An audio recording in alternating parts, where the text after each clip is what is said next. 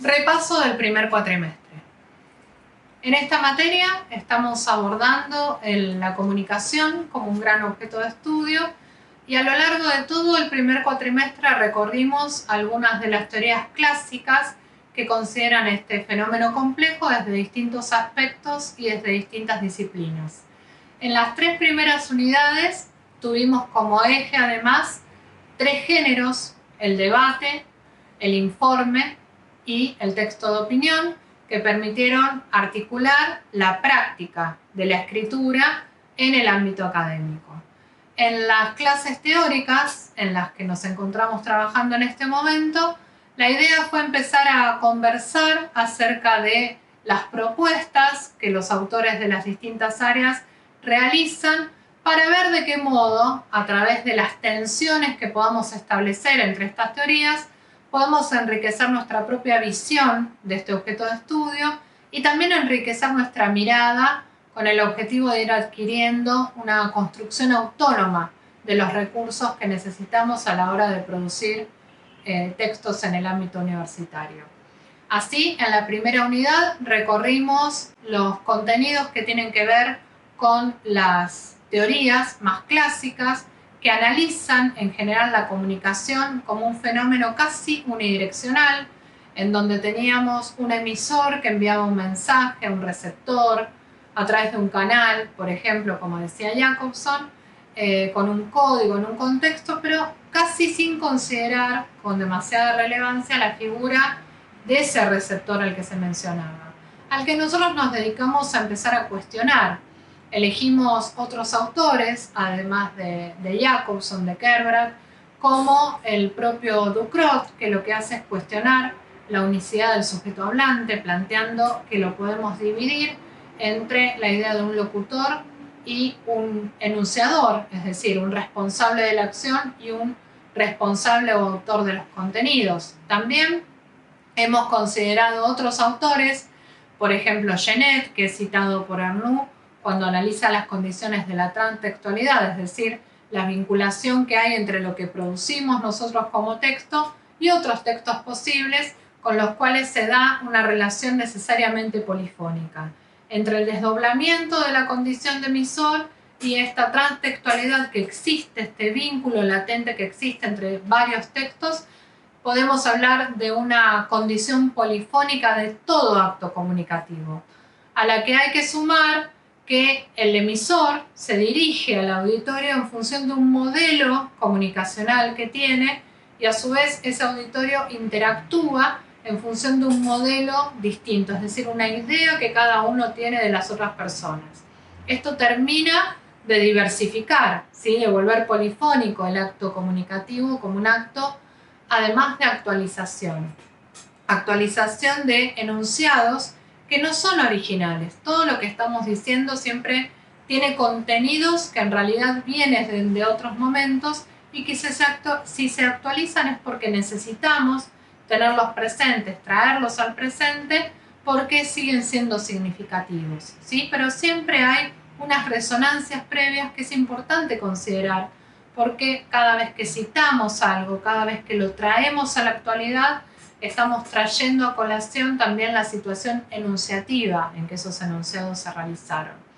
Además, nos interesa revisar esa condición de mensaje de la que estuvimos hablando,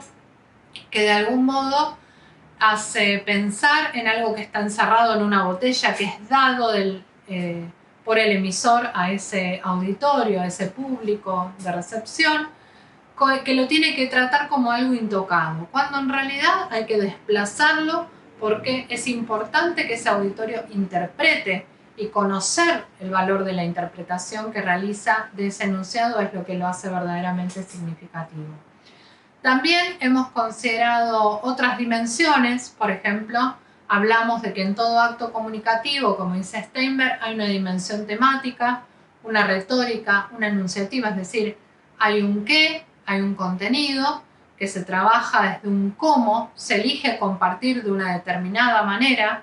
en función de unos intereses enunciativos, es decir, en función de cumplir con unos ciertos objetivos que van a estar vinculados con a qué personas está dirigido eso que estoy compartiendo. pero eso nos hizo pensar especialmente en ese cómo, en esos recursos que yo necesito disponer a la hora de empezar a producir textos en el ámbito académico, porque en esa dimensión retórica hay una serie de recursos que están disponibles allí que me pueden permitir producir este acercamiento, esta empatía, esta vinculación que quiero con el auditorio, que a su vez puede llegar a reforzar ese vínculo que haga a la interpretación de aquello que se está poniendo a disposición, que se está compartiendo, pero siempre tratando de mantener un equilibrio entre lo dicho y la forma que elijo para decirlo. Hay una ciencia, dijimos, que estudia esta dimensión retórica que tiene el mismo nombre, que tiene 2500 años de historia, pero más allá de eso, lo interesante es empezar a pensar en cuáles son los recursos que nosotros tenemos que tener en cuenta a la hora de ordenar la dimensión retórica del acto comunicativo. Por eso además los invitábamos a pensar en las figuras retóricas, esto de poder usar algunos elementos lingüísticos o visuales o sonoros que permitan condensar sentidos y a veces incluso desviarlos, como para, a partir de ese ingreso, empezar a encontrar mejores caminos de condensación que permitan producir esta persuasión, esta aproximación, este acercamiento. La idea del primer cuatrimestre, lo que trabajamos juntos hasta aquí, fue darles a conocer este panorama de teorías que vienen de distintas fuentes. En general, ustedes saben, es una disciplina muy rica la que nosotros abordamos. En general, lo hacemos desde una cierta lingüística ampliada, pero es más un camino semiótico, de semiosis social, el que elegimos hacer nosotros, porque más que interesarnos en la estructura intrínseca del lenguaje, estamos interesados en cómo se construyen socialmente los sentidos.